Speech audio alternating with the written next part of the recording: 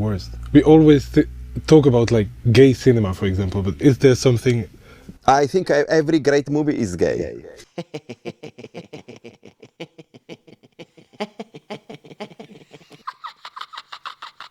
Oh hey, didn't see you there. How are you? How has it been? How's life treated you? Have you checked the news lately? So it's been a minute, yeah? It's been a couple days. You know, I took a little weekend break. Little, you know what I mean? Little weekend. You know, vacation. Just a little vacation, you know. Nevertheless, today, you know, we've got a lot to talk about. I got a little something for you. I got a little, you know, a little idea. I got a little thesis or whatever, you know what I mean? Hey, I went to college once. Yeah. I'll leave it at that. If you haven't seen one of my previous videos, I talked a lot about the rom-com genre, and particularly through one specific lens, a heterosexual cis white male perspective. Clearly the most underrepresented minority in all of cinema. I mean, it really is safe to say though that love across multiple generations of filmmaking has been told through this relatively binary choice, where you have a traditional man and a traditional woman who are vying for each other's love. Will they, won't they? Hate to love to love, cheating, scandal, and misogyny. This ranges from people like Humphrey Bogart and Ingrid Bergman to Sydney Sweeney and Glenn Powell. But I know what you're thinking. Are these cisgendered heterosexual relationships really a true reflection of what modern love looks like?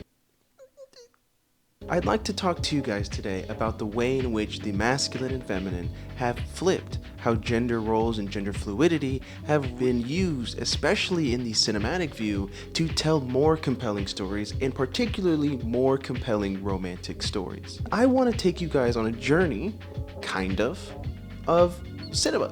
You know, somewhat comprehensive. Maybe cherry-picked research, in a very sincere way to make a grand point about how every great romance is a little gay. Tu as remarqué dans le mot masculin, il y a le mot masque et il y a cul. Et dans féminin, il y a rien.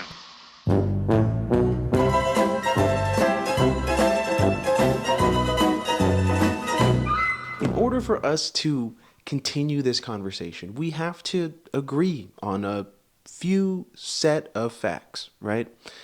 So I'm asking you, if you do not agree with me over the next 5 minutes, you can disagree with the rest of it, but over the next 5 minutes, if you disagree, okay, you should be. You cannot call for violence on a public platform like this. Okay. What are you doing? All right. Are you trying to get me shadow banned? I'm trying to make money here. Okay, What are we doing? I'm just saying. You can't do this. Okay, you shouldn't be. You should be. No, that's not okay either. That's worse. I do not condone violence in any way. Alexa, set a 5-minute timer. In order for us to dive into this topic, it's worth defining the masculine and the feminine. Colloquially speaking, masculine and feminine have been used to define social norms and behaviors since humans lived in caves while writing sociology papers, allegedly.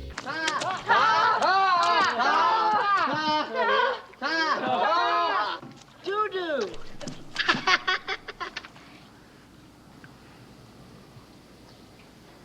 Caca.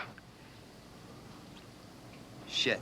But in this small, cold, wet cave, gender is defined as a social construct. Can we agree on that? Gender, sex, different. The terms masculine and feminine point beyond categorical sex differences to the ways men differ amongst themselves and women differ amongst themselves in matters of gender. The socialization theory of this suggests that the masculine and feminine identities are the consequence of a process that starts in childhood. Brownies are ready. Would you stop using my Easy Bake Oven? But I like to bake. Guys, would you settle? Hey, Eric, why don't you watch the Met game, huh? This framework defines masculine as a behavior characterized by assertiveness and being action-oriented and lively, whereas femininity is conceived as being passive, cooperative, and gentle. Come on! I don't fight you two. And your sisters, give each other a kiss and make up. You're the only sisters you got. Use your tongues. You dare us to? Unless that's too freaky for Darla over here. You'd be surprised just how freaky I can get.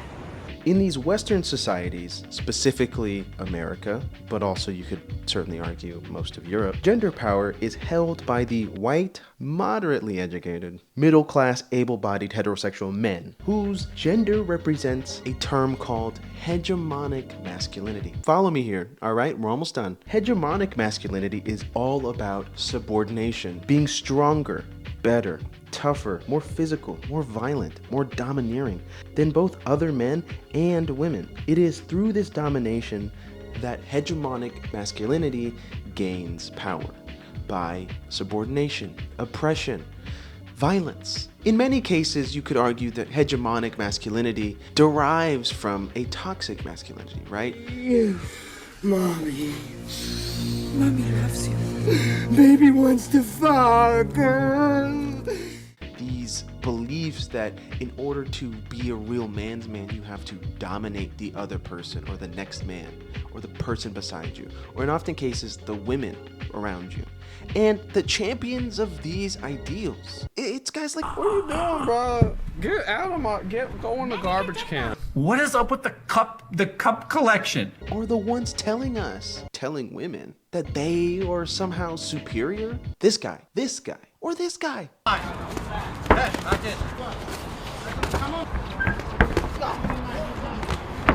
These are your heroes. But hegemonic ideals have also been exemplified in movies. It exists in sports, fucking Love Island. Basically, she's told the guys that are like sucked her tits or whatever, like licked her tit or whatever. But gender is not something one passively is or has. Rather, it is something we do in our everyday activities. And now, I'm not suggesting that sexuality adheres to the same set of choices. I'm simply telling you that you wake up every day and decide to be a dickhead, all right? And sometimes you shouldn't do that. But hey, here we are. Inversely though, femininity is expected to be passive, warm, and emotionally available in many cases. Women are also expected to be dependent and need emotional support, while men are expected to be active, independent, self-controlled, and an essential part of a male role is aggressiveness and dominance. So, in essence, we've socially constructed a gender hierarchy, if you will, that is predicated on subordination and oppressing marginalized communities. I wonder if there's a name for that. I don't even know what it would be, actually. When we talk about masculinity in these contexts, it's important to... Oh, shit. Sorry, guys. I can't keep talking about this anymore. You got the gist, I think. So, with that being said, let's fucking talk about movies finally, yeah? 60. Bah alors, c'était pas la peine d'abandonner la révolution. Oui, je sais. I do want to make one additional clarification, which is that the majority of the things that I will be discussing as it relates to gender will be gender expression. That is the way in which we present, whether through clothing, behavior, or any other means of expression. Now, I think it's important for us to start at the genesis of this idea, which was Luca Guadagnino's. I think every great movie is gay. That's undoubtedly. There is not a movie that is not gay if it's great. You really don't have to go that deep into his filmography to find the point that he is trying to make, at least in part, right? And to me, I'm going to take a creative liberty here because this is my YouTube channel and my idea of a YouTube video. So I'm just going to kind of do the thing that, and I think I'll take Call Me By Your Name as a very general, broad, and also basic example. To me, I think a lot of what Luca Guadagnino is speaking to is gender expression. Within the story of Elio and Oliver, you have two types of masculinity at play here, where you have in Elio a more subordinate masculinity presenting with a traditionally more feminine approach, this passive observer who is much more in tune emotionally and sexually with himself and his identity. And on the inverse, you have a people eater, Patrick Bateman, allegedly, who embodies the traditional hegemonic masculinity, right? The white, cisgendered, allegedly heterosexual male who is well educated and has a relatively high socioeconomic status. You have this character that in many cases has all the traits necessary to be the presenting male that many men look up to. But internally, you have the hegemonic masculine struggling with his sexuality, and his attraction to Elio brings him into this whirlwind of emotion that is unfamiliar and yet exhilarating. Armie Hammer is faced with two versions of masculinity. And in one version of masculinity, it offers him status, it offers him subordination, it offers him power, it offers him everything that he has worked his life for. And on the other side of that, you have a reality where he can live in his truthful self, expressing his sexuality and his gender in a way that presents him to the fullest extent that he can present himself, right? This internalized struggle that's happening with the Armie Hammer, while it isn't deeply explored, I think it is an important bedrock to understand the way in which we in this society have upheld this type of toxic masculinity, because there is this general fear that in order to be who you are, you have to be what others want you to be. And there's a movie that kind of explores that, and I almost wonder, you know what, maybe it'll come to me later. I don't know. But in many ways, the Timothée Chalamets of the world could also be considered a hegemonic masculine. However, the way that he is presented as both Elio in Call Me By Your Name and as Lee in Bones and All, to me suggests that there is a fluidity in gender expression. And that's not a fucking hot take. That's very basic stuff that I'm just learning as a 26-year-old adult. But I think it's an important realization of the almost androgyny of the masculine. That doesn't necessarily only have to exist in this realm of binary. In Call Me By Your Name, Elio presents a type of femininity, the one that is more in tuned emotionally and sexually to their own gender expression, understanding the attractions that he has, and ultimately allows him to feel and be more free in this film. And if you watch the way Timothée expresses that type of masculinity, in many cases it feels free, it's open, and it's without this type of masculine hierarchical restriction. To me, this is the perfect embodiment of the postmodern masculine, right? Which is that there doesn't have to be this stringent, hardline definition of being masculine. And while Elio can still have these traits of femininity and express this femininity, the aggression, the attraction exists. These choices don't have to be limited in scope, and they don't have to be minimized because of the way in which he expresses himself sexually. There is this opening of the well and allowing for a new type of masculine to approach and be explored in American cinema. We are used to the traditional hegemonic stereotype that suggests that there is a masculine, feminine, binary, men and women, that can only be adhered to. We know this. I made a whole fucking video about it and didn't address the elephant in the room one time. But in reality, if we don't get Jake Gyllenhaal and Heath Ledger, two traditionally hegemonic masculine men, to fucking play goddamn country-ass cowboys that are having an affair in the fucking mountains, dealing with their gender expression and sexual identity in the midst of a tumultuous marriage. What? Man, that's more words than you spoke in the past 2 weeks. Hell, that's the most I've spoken in a year.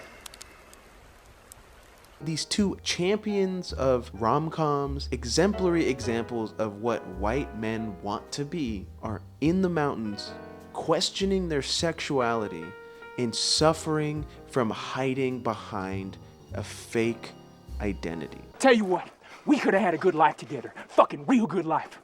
Had us a place of our own. But you didn't want it, Ennis. So what we got now is Brokeback Mountain. The cases of Call Me By Your Name or Brokeback Mountain very much question people's idea of masculinity in a way that I don't think people had otherwise considered. But most importantly, it cannot be without saying that Moonlight is perhaps the most consequential version of this idea when talking about gender expression through the lens of a black man raised in effectively Section 8 housing with a drug-addicted mother, trying to grapple with his own sexuality and gender expression in the face of toxic masculinity and socioeconomic inequality. Ultimately, gender expression and sexuality is not just something that can be repressed. It can't just be something that is pushed to the side. You have movies like Brokeback Mountain and Call Me By Your Name that show you how this repression can lead to self-destruction. But Moonlight will teach us that this type of masculine repression of sexuality is isolating. That type of inability to express one's own identity in the face of their own perceived masculinity is lonely. What I think is so important that Barry Jenkins is able to express is how human that feels, right? To feel like you don't belong or that you won't be accepted by your peers. We've all have had some experience with a identity crisis. My point being that expression is an integral part of identity, and if you are not able to express in a way that feels whole to you, then you aren't able to be who you want to be. All right, straight up? Yeah, nigga, straight up. I'm trapping. What? Yeah. When they sent me to Atlanta, put me straight in the juice for beating the old boy. Met this dude in there. When I come out, he put me on the block. Did good at it and rose up. It is what it is. You know, and I'm not trying to come to you as some sort of authority on gender expression and sexuality, because quite frankly, I'm a fucking dude. At the very least, I think we can all empathize and understand this type of isolation, the fear of rejection, the fear of perception that comes with the feelings of other, right? That feeling that you are outside this norm that exists. We live in a world that honestly is big enough for everyone to be whoever the fuck they want to be. I digress once again. Because ultimately the best parts of cinema also say it's not just men that are masculine. Parce que les parents les bouclent dans leur appartement bourgeois.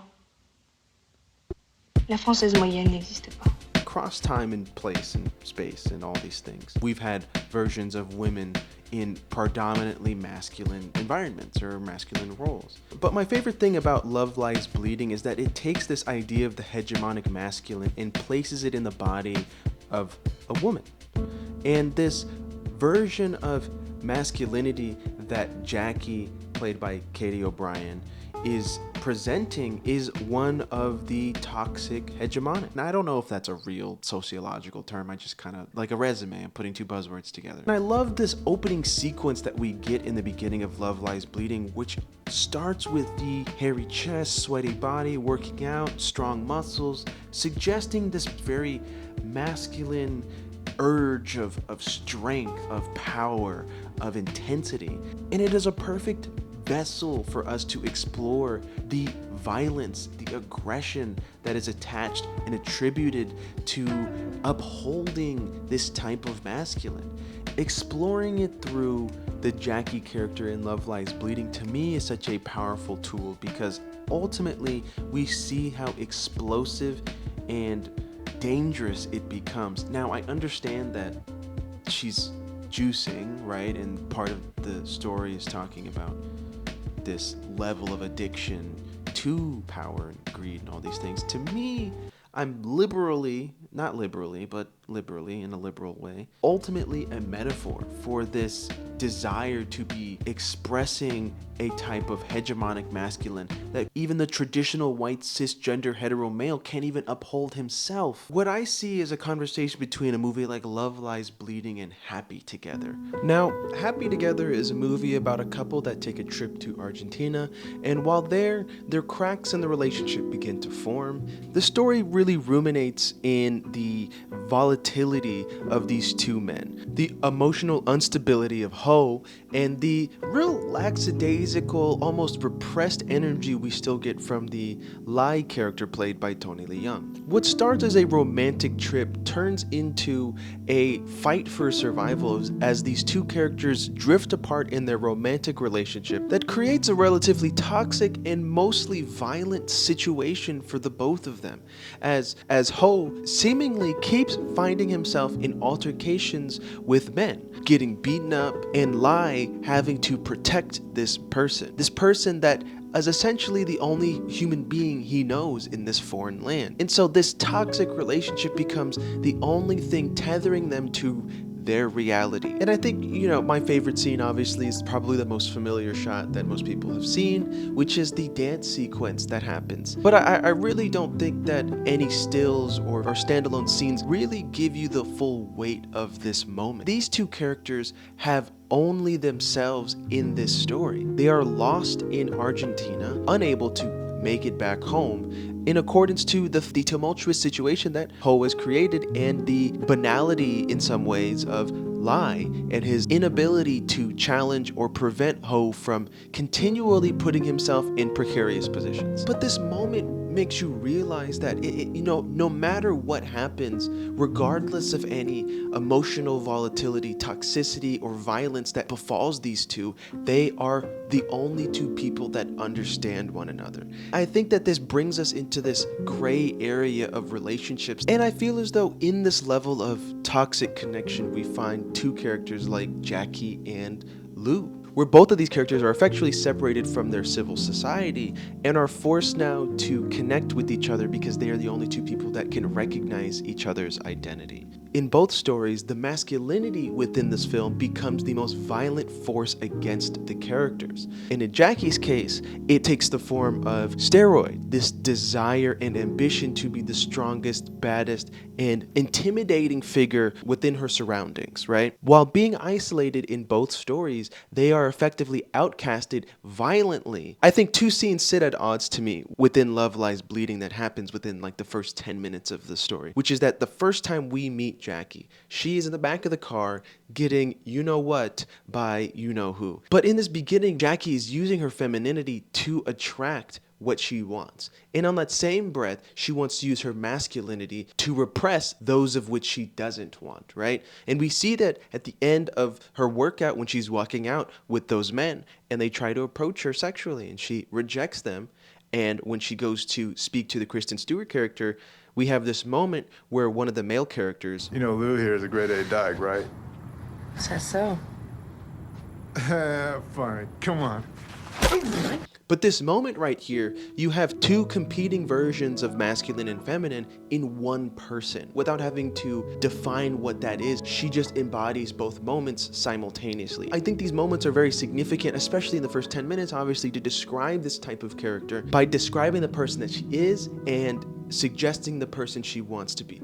But the masculine feminine, again, didn't just happen overnight, right? I mean, there are movies and examples that have been the forefront or the essence of this type of storytelling. And to me, another movie that Love Lies Bleeding is a perfect comparison to is a movie like Bao, where you have again, masculine feminine in the character of Corky, who I think is a plumber, but in the same time, you have a woman like Violet, who is already married to a mafia man and is essentially living the dainty, feminine, traditional life. But again, this story explores the way in which our masculine and feminine can be fluid in its expression. I think Corky is a great example of the way that women are able to present themselves in ways that are just as alluring and just as interesting as the traditional hegemonic masculine, and ultimately offer more of a nuanced perspective of what it's like to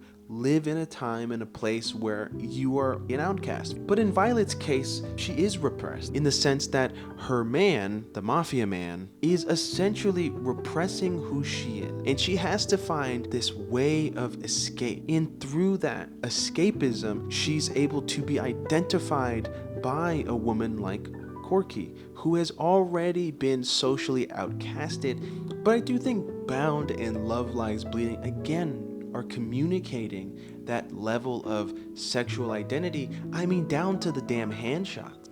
This isn't explicitly about women trying to be men or men trying to be women. This conversation to me is about the way in which gender is expressed and the fluidity of expression. We're specifically talking about social and gender normativity, right? And the idea that men have to be one way and women have to be others. And these movies are the direct contradictions of those social norms, particularly in Julie's case, where she's living a life in a harem effectually. This is a story typically attributed to a male character, and yet Julie embodies both her femininity and her masculine identity in this story, in that she is in control of the world around her. The men in this world are subordinate to her. Now, granted, you might not describe it in that sense, but I do think that that is a significant aspect of the sociology behind this character and what she wants. And the confusion, but the power that she holds within her relationships, the power that she holds within her world is an important thing to make note of, because again, this is not the norm. This is not the social norm that is accepted, because if you read the title, The Worst Person in the World, that is how people would describe a woman like that. Whereas a man would be described as what? I think the expression is a master key versus a bad luck. But if you ask me, I think Julie's experience in her relationships emulates masculine experiences of relationships just as much as it does the female experience of it. Which is to say that men's inability to decide what they fucking want in relationships, it's pretty fucking familiar, I'd say. But by presenting it in her femininity, I think it shows people this mirror that most people aren't ready to look at. Understanding yourself and understanding your own journey is integral to understanding how to love and appreciate your partners and the people around you. And since we're on the topic of old movies I've already talked about, we might as well explore Raine once again and the dynamics between Dom and Yas. As we first meet Dom, guess what he's doing? Crying in the women's restroom. The emotional volatility of being broken up with, coupled with the idea that he is a little bit more gentle, a little bit more passive, is in direct contrast to Yas, who is much more dominant and much more proactive in her pursuits. That is, again, traits more typically assumed by masculinity, and yet Yas is taking control, for the most part, of the direction of this story. And ultimately, it becomes revealed that she obviously is dealing with the same thing in a different way. But you could certainly argue if this was a When Harry Met Sally situation, Yas would be Harry. Oh, geez, what are we supposed to do? Call the cops, it's already out there. Just let it lie, okay? Great, let it lie. That's my policy. And I don't think that that means that Yas is somehow less beautiful or less entrancing in this story. I actually think it makes her more. It makes her complicated. It makes her somebody that feels whole and honestly vulnerable in her own particular way. Because the same way that Harry was vulnerable with Sally, Sally was also guarded. I'm sorry, Harry. I know it's New Year's Eve. I know you're feeling lonely, but you just can't show up here, tell me you love me, and expect that to make everything all right. And in spite of this, actually it creates a unique dynamic as well as a vulnerable one that suggests that men can be effeminate just as women can be masculine. But more particularly, it could show that men can be emotional and passive and women can be domineering and proactive. And in this story particularly, no one is really crossing a particular gender boundary in some sense, but rather the expression from both ends of this story suggests that there is a fluidity in the way in which we can showcase our emotions, our volatility, and also fucking identities. And that doesn't mean or take away from what we feel internally, or that makes us less manly or less womanly. It in fact reminds us all that we are human beings all on this fucking planet trying to understand each other in ways that honestly don't make sense sometimes. And it's fucking fine. It's so fucking okay. Can we all keep it a buck here? Do you give a shit? I feel as though if this video doesn't make sense or is generally incoherent, I think that the most important thing to take away is that there needs to be an updating of our social norms. And that means allowing people to just exist in the realm and world that they do. And film teaches us that that is possible and it happens regardless of what you fucking think should happen in this world. Just because the manosphere believes that women are lesser than men or that masculinity is superior doesn't mean that that is our fucking reality. And it doesn't mean that that will be our reality. In fact, that is ever proof that we need to continue to push back against these sycophantic and guide people towards the actual truth, which is to say that it is okay to express yourself so long as it's not hurting other people. That is such a basic thing. It's so basic. Why do we have to tell people that, hey, if you're being intolerant, that's not nice. That's not nice. You shouldn't be allowed to do that. But I'm protecting. No, you're not. You're a You're a fucking loser. And you should be. But all I know is that if we are the great-grandchildren of Coca-Cola and Marx, we should probably fight to be more like Marx. Because Coca-Cola clearly has ruined the fucking world. Look, I'm gonna be honest, if you got to the end of this, bro, I miss you. Anyways, that's pretty much it for me in terms of ranting about movies and shit. But I do think that it is a important thing to talk about. Especially in a time where masculinity seems to be the only thing people fucking care about. And it is really fucking annoying to hear people championing the worst parts of it. Why are we debating if we should go 50-50 on rent?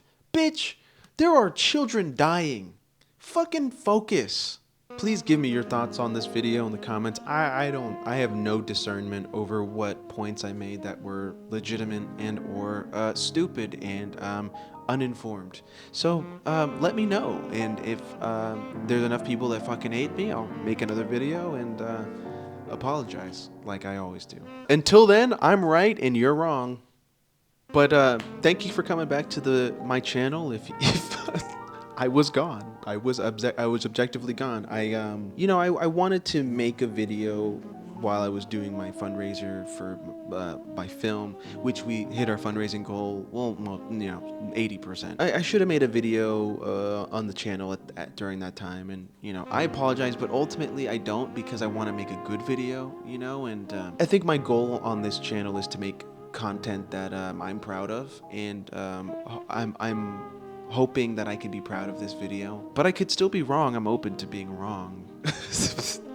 Anyways, I appreciate you guys watching this video. If you got this far, please hit a thumbs up, like, and subscribe. Do what you gotta do, man. But just get the word out, dog. We're vibing. We're back. We're filming until the end, or until mid-June. Last day filming is June 19th. So hopefully I get to take you on the journey again, and we get to do some vibey shit. And then maybe we'll get back to talking about these movies. But until then, take it easy. Alejandro.